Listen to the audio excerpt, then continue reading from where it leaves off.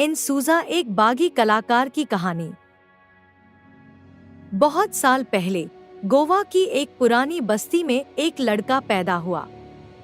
उसका नाम था फ्रांसिस न्यूटन सूजा। वो ईसाई परिवार से था, लेकिन बचपन से ही उसके मन में सवालों की आग जलती थी।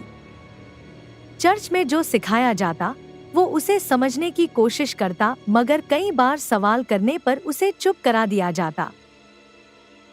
जब वो बड़ा हुआ तो उसने मुंबई के जे स्कूल ऑफ आर्ट में दाखिला लिया, लेकिन वहां भी उसकी आजाद सोच किसी को रास नहीं आई।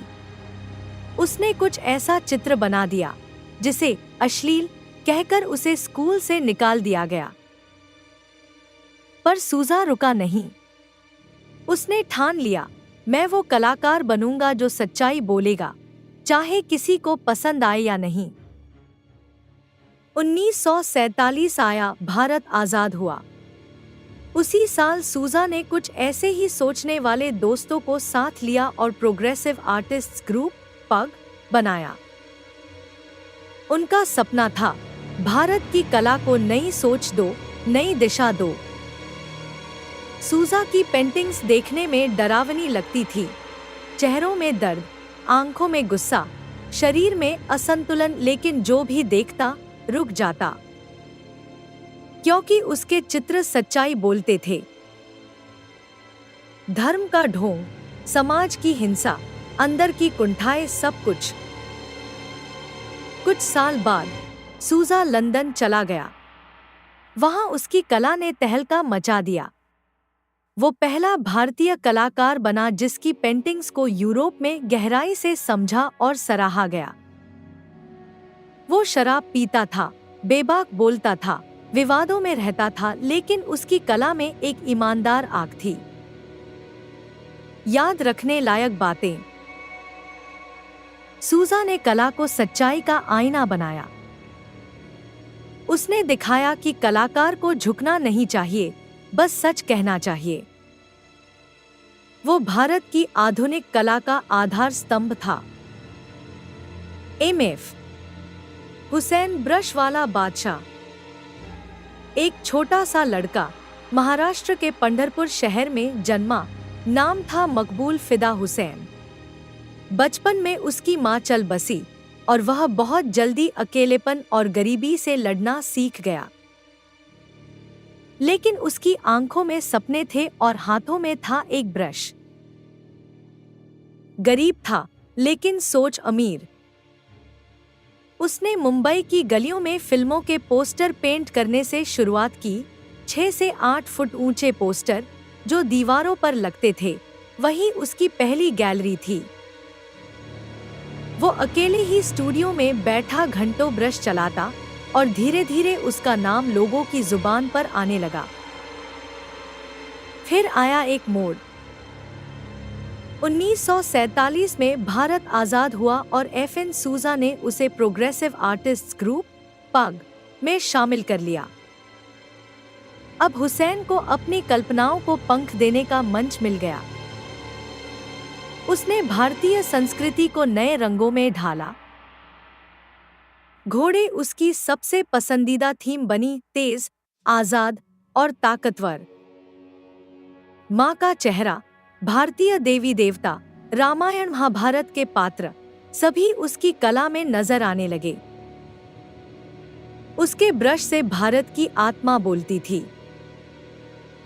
हुसैन थे कलाकार, लेकिन एक जिद्दी इंसान भी।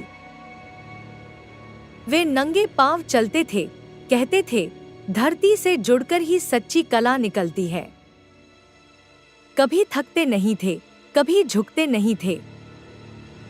उन्हें विवादों का सामना भी करना पड़ा कुछ चित्रों को लेकर, लेकिन उन्होंने कभी सफाई नहीं दी। बोले, कला बोलती है, मैं नहीं। फिर क्या हुआ? उनकी पेंटिंग्स की कीमतें लाखों करोड़ों में बिकने लगी। उन्हें भारत का पिकासो कहा जाने लगा। कई देशों ने उन्हें अपने यहाँ बुलाया, सम्मान दिया, लेकिन भारत उनका पहला प्यार था। आखिर में उन्हें विवादों के कारण भारत छोड़ना पड़ा। वे कतर में रहने लगे। वहीं 2011 में उनका निधन हुआ। सीखने लायक बातें। गरीबी, अकेलापन, संघर्ष कुछ भी आपकी कला को नहीं रोक सकता अगर आप सच्चे हों। हुसैन ने दिखाया कि सपने रंगों से पूरे होते हैं। वो नंगे पांव चलता था, लेकिन उसकी सोच आसमान छूती थी। एस.एच. रजा, बिंदु से ब्रह्मांड तक की यात्रा। यह कहानी है एक छोटे से गांव के शांत, सोच में डूबे लड़के की, जिसका नाम था सैयद हैदर रजा। मध्य प्रदेश के मंडला जिले में जन्मे रजा को बचपन से ही पेड़ पौधे, नदी, झरने और धरती से गहरा लगाव था। जब दूसरे बच्चे खेलते थे, रजा एक कोने में बैठकर पेड़ों को निहारते रहते, आसमान को देखते और कल्पनाओं की दुनिया में खो जाते। उन्होंने मिट्टी, पत्तों और चारकोल से चित्र बनाना शुरू किया और वहीं से शुरू हुई उनकी कला की यात्रा। भारत से फ्रांस तक की उड़ान। रजा ने नागपुर और फिर मुंबई के जे.जे. स्कूल ऑफ आर्ट में पढ़ाई की। 1947 में जब भारत आजाद हुआ तो उन्होंने F.N. सूजा और M.F. हुसैन जैसे साथियों के साथ मिलकर प्रोग्रेसिव आर्टिस्ट्स ग्रुप पग की स्थापना की। पग में रजा की कला प्रकृति, ग्रामीण जीवन और भारतीय भूमि से जुड़ी रहती थी। फिर उन्होंने स्कॉलरशिप पर फ्रांस की यात्रा की, जहां जाकर उनकी कला को नया रूप मिला। अब वह केवल पेड़ और पहाड़ नहीं बनाते थे, वे भावनाओं और विचारों को रंगों से व्यक्त करने लगे। जब उन्हें मिला बिंदु, सालों की खोज, ध्यान और साधना के बाद रजा को मिला एक उत्तर बिंदु, एक गोल काली आकृति जो प्रतीक थी शून्य की, सृजन की, शक्ति की और ध्यान की। उनकी पेंटिंग्स में अब कोई पेड़, कोई व्यक्ति नहीं होता था, सिर्फ रंगों की लहरें और एक केंद्रीय बिंदु। उनके लिए यह बिंदु जीवन और ब्रह्मांड की शुरुआत था। सम्मान और वापसी। रजा को दुनिया भर में सम्मान मिला। फ्रांस ने उन्हें शेवालियर दे ला लीजन ऑफ ऑनर दिया। भारत सरकार ने उन्हें पद्मश्री, पद्म भूषण और पद्म विभूषण से नवाजा। अपने जीवन के आखिरी वर्षों में रजा भारत लौटे और बोले, मैंने बहुत कुछ देखा, लेकिन मेरी आत्मा आज भी उसी मिट्टी में है जहां से मैंने शुरुआत की थी। 2016 में उनका निधन हुआ, लेकिन उनकी बिंदु आज भी लाखों दिलों में जीवित है। के.एच. आरा, झाड़ू से ब्रश तक की यात्रा। यह कहानी है एक गरीब लेकिन जिद्दी लड़के की, जिसका नाम था केकुशरू सोराबजी आरा, यानी के.एच. आरा। जन्म हुआ 1906 में हैदराबाद, सिंध, अब पाकिस्तान में। बहुत छोटी उम्र में ही उनकी मां का देहांत हो गया और जीवन का संघर्ष शुरू हो गया। बचपन में ही वो मुंबई आ गए और रोजी रोटी के लिए होटल में बर्तन धोने और झाड़ू लगाने का काम करने लगे। लेकिन उनके दिल में एक सपना पल रहा था, चित्रकार बनने का। कभी किसी के फेंके हुए ब्रश उठा लेते, तो कभी दीवारों पर चुपचाप रेखाएं खींचते। उनकी दुनिया स्याह थी, लेकिन आंखों में रंगों की चमक थी। कला की खोज बिना औपचारिक शिक्षा के। आरा ने कभी कला की कोई औपचारिक शिक्षा नहीं ली।